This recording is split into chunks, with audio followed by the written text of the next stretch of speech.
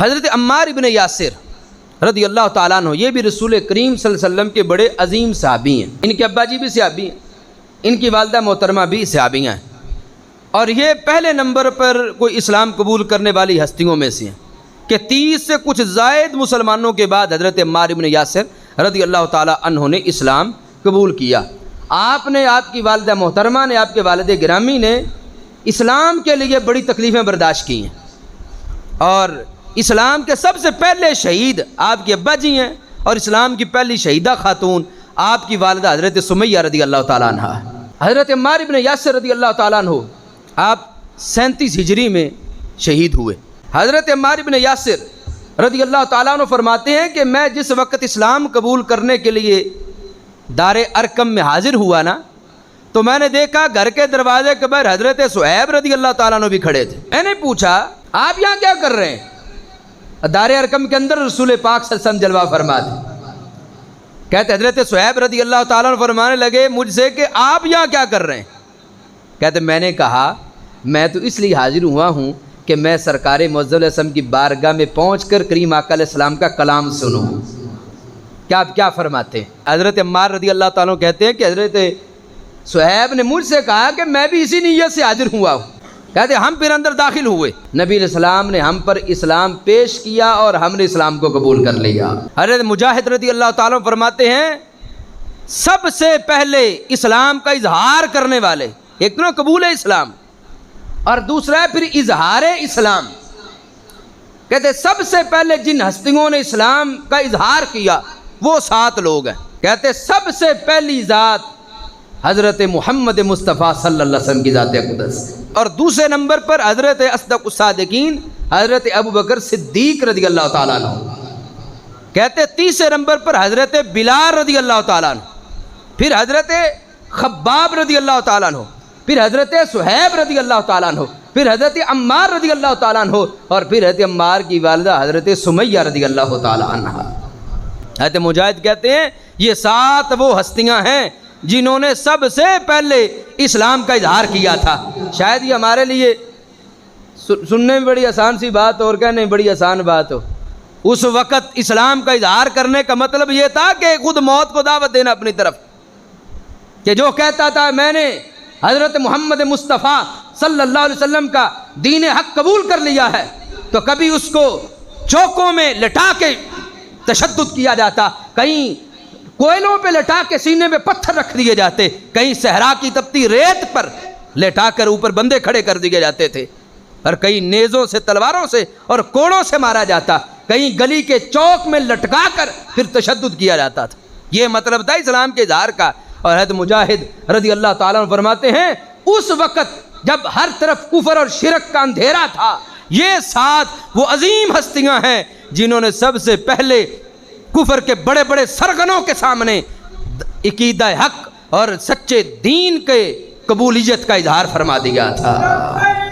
لبیک لبیک یا رسول اللہ, لبیک لبیک لبیک یا رسول اللہ, لبیک صلی اللہ علیہ وسلم. حضرت امیر المومنین امام المتقین حضرت سیدنا عثمان غنی رضی اللہ تعالیٰ عنہ اس حدیث کی روایت کرتے ہیں کہ جس وقت حضرت عمار نے, ان کے ابا جی حضرت یاسر نے, ان کی والدہ حضرت سمیہ رضی اللہ تعالیٰ عنہ, انہوں نے اسلام کا اظہار کیا اور ان پر بڑی بڑی سخت سزائیں دی گئیں ان کو. حضرت عثمان رضی اللہ تعالیٰ عنہ نے حضرت طلحہ اور حضرت زبیر رضی اللہ تعالیٰ عنہما, دونوں اشرا مبشرہ صحابی ہیں. حضرت زبیر رضی اللہ تعالیٰ عنہ سرکار کی پھوپھی کے بیٹے ہیں, حضرت زبیر بن عوام, اور حضرت طلحہ رضی اللہ تعالیٰ عنہ آپ بھی جنتی صحابی ہیں جن کو سرکار نے جنتی جن میں 10 کو فرمایا, ان میں ایک ہے طلحہ رضی اللہ تعالیٰ عنہ.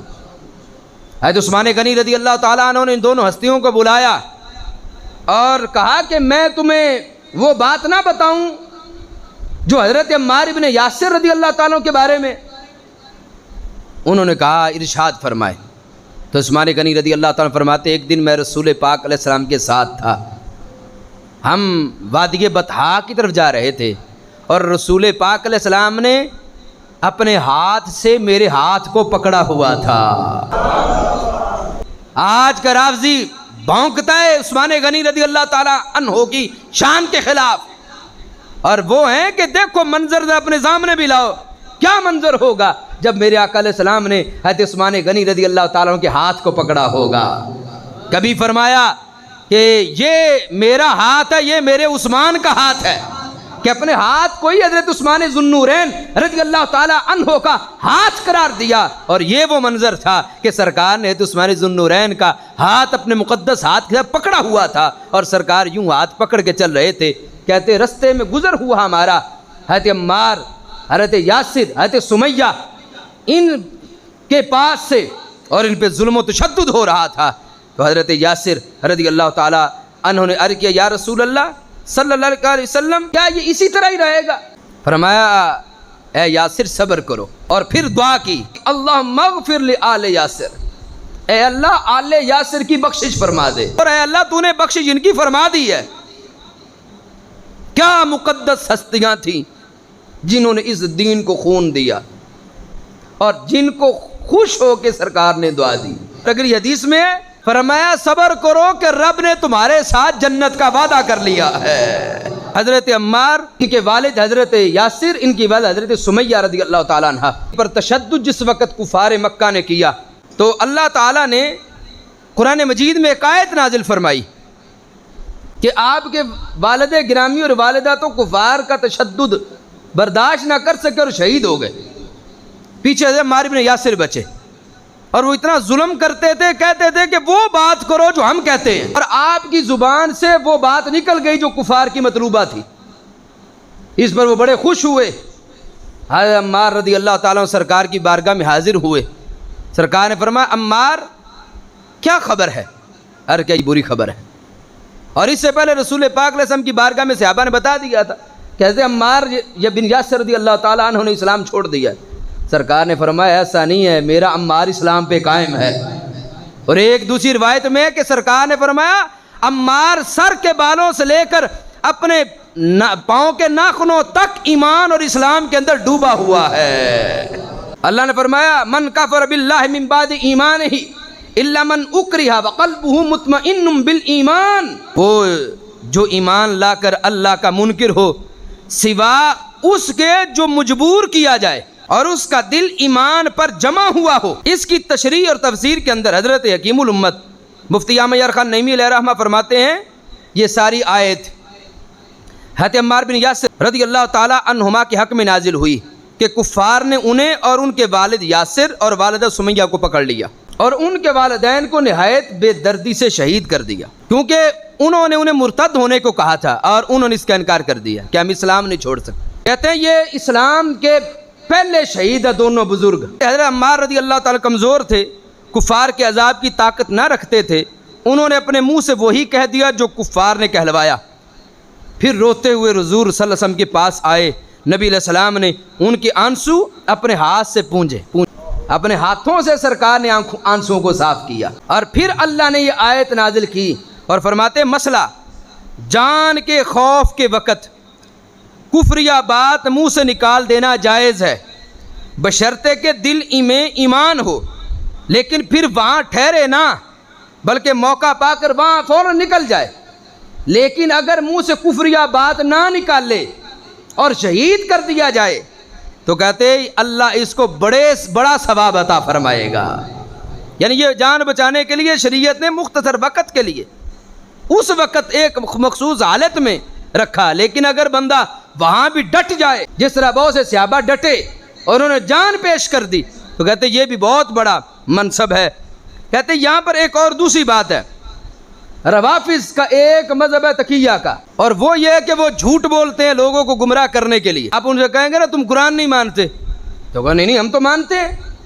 آپ کہیں گے نا تم صحابہ کی بے ادبی کرتے ہو، کہتے ہیں نہیں ہم صحابہ کو مانتے ہیں، اور حالانکہ یہ سارا جھوٹ بول رہے ہوتے ہیں اور اس کو وہ تقیہ کہتے ہیں۔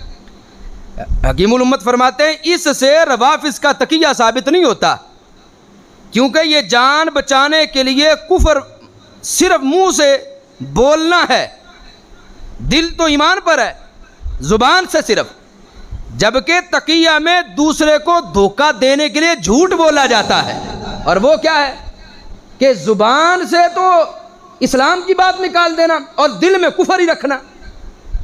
تو اس میں اور اس میں کتنا فرق ہے کہ دل تو ایمان پہ مطمئن تھا اور زبان میں وہ بھی جان بچانے کے لیے، اور ادھر ہے دل میں کفر ہے اور زبان پر اسلام کا نام لیتا ہے، ادھر جان بچانے کی بات ہے اور ادھر کسی مومن کو گمراہ کرنے کا دھندا ہے، تو اس میں کتنا بڑا فرق ہے۔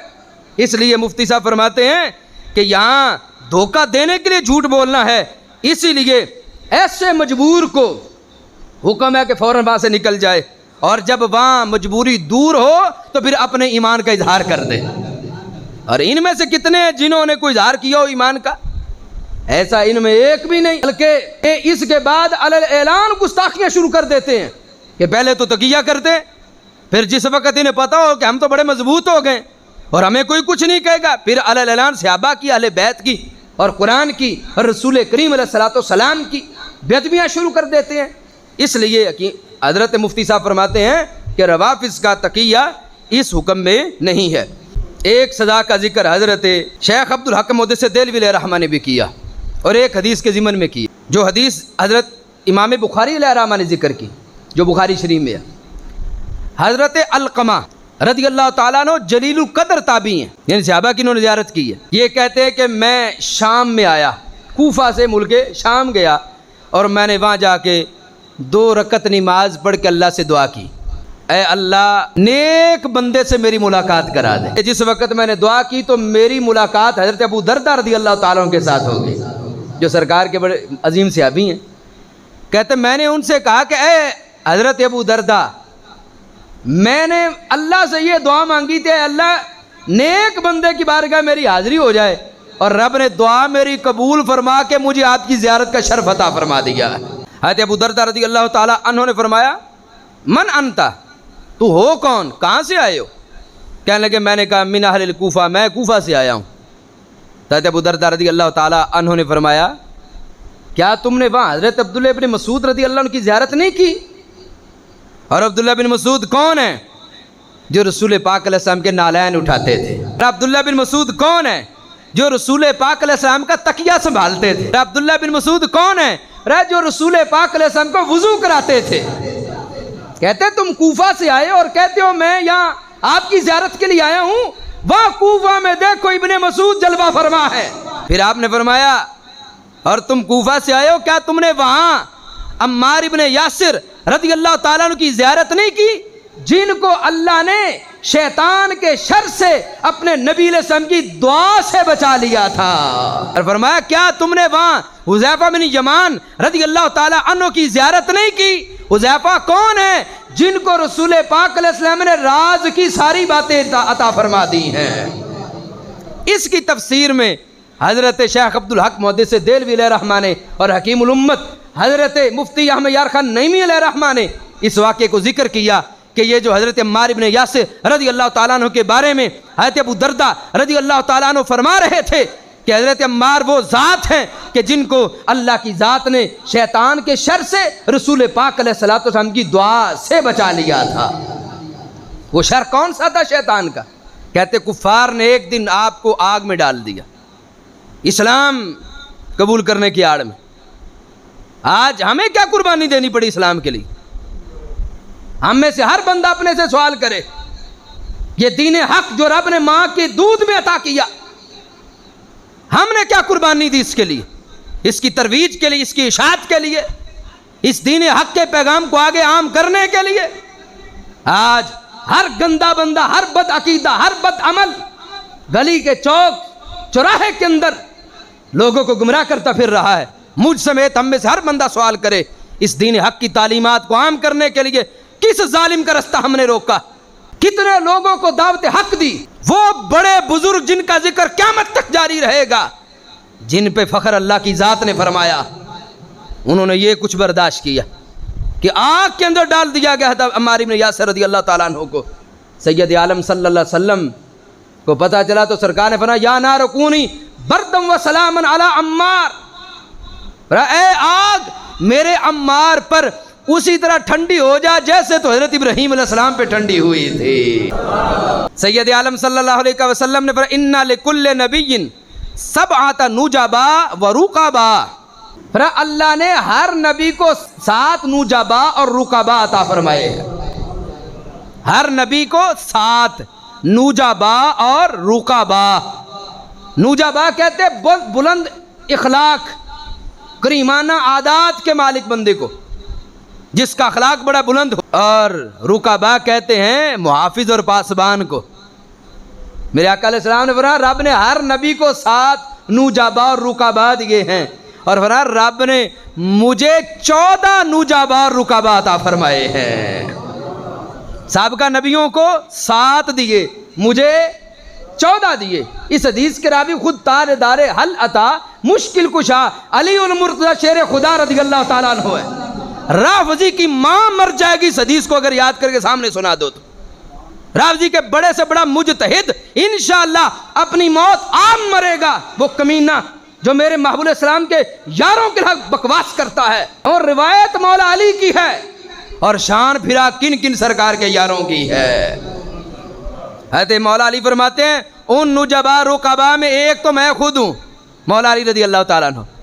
پھر 2 میرے بیٹے حسن اور حسین ہیں، اور ان کے بعد فرمایا حضرت جعفر رضی اللہ تعالیٰ عنہ، حضرت حمزہ رضی اللہ تعالیٰ عنہ، اور حضرت حمزہ کے بعد یہ 2 نام وہ ہیں جن کو سنتے ساتھ ہی رافضی کا کلیجہ چیرا جاتا ہے اور جہنم کے اندر اوندے منہ گرتا ہے. حضرت مولا علی فرماتے ہیں ان 14 میں میرے آقا علیہ السلام نے فرمایا ایک کا نام ابو بکر صدیق ہے، دوسرے کا نام عمر فاروق رضی اللہ تعالیٰ عنہما ہے. ان بے ایمانوں نے جھوٹ پھیلا پھیلا کر قوم کے دماغ خراب کیے ہیں، کسی کو بھنگ پھیلائی، کسی کو چرس پھیلائی. اور آج آگے ہماری قوم پتہ نہیں کسی عالم سنی عالم ربانی کے پاس جا کے پوچھتی نہیں. جو میرے رب کے قرآن کا منکر ہو وہ کیا بات کر سکتا ہے ہمارے ساتھ. علی فرماتے ایک ابو بکر اور دوسرے حضرت بول لو دوسرے حضرت، اور ہیں کون؟ نوجابا بھی ہیں، رکابا بھی ہیں. اور وہ کون ہے جن کی اخلاق بڑے بلند ہیں، اور سرکار نے فرمایا یہ میرے محافظ و پاسبان ہیں. سرکار محافظ کہیں انہیں، اپنا نبی علیہ السلام اپنا پاسبان کہیں انہیں، اور یہ کمینہ بکواس کریں ان بزرگوں کے خلاف. اور پھر مولا علی فرماتے ہیں ان میں ایک کا نام حضرت مصعب بن عمیر رضی اللہ تعالیٰ عنہ ہے، ایک کا نام حضرت بلال رضی اللہ تعالیٰ عنہ ہے، ایک کا نام حضرت سلمان فارسی رضی اللہ تعالیٰ عنہ ہے، ایک کا نام حضرت عمار ابن یاسر رضی اللہ تعالیٰ عنہ ہے، ایک کا نام حضرت عبداللہ ابن مسعود رضی اللہ تعالیٰ عنہ ہے، اور فرمایا ایک کا نام حضرت ابو ذر غفاری رضی اللہ تعالیٰ عنہ ہے، اور 14ویں کا نام حضرت مقداد رضی اللہ تعالیٰ عنہ ہے. مجموع الزوائد دیگر کتابوں میں حضرت عمار ابن یاسر رضی اللہ تعالیٰ عنہ جب شہید ہونے لگے نا تو آپ نے کوئی چیز پینے کے لیے منگوائی، تو آپ کو دودھ پیش کیا گیا. حضرت عمار رضی اللہ تعالیٰ عنہ انہوں نے کہا رسول پاک علیہ السلام نے مجھے فرمایا تھا کہ اے عمار تو اپنی زندگی میں آخری چیز جو پیے گا وہ دودھ ہوگا. نجدی کہتا کل کی خبر نہیں. سرکار نے 37 ہجری میں جن کا وصال ہوا، وصال سے پہلے جو پینا تھا میرے محبوب علیہ السلام نے وہ بھی ارشاد فرما دیا ہے.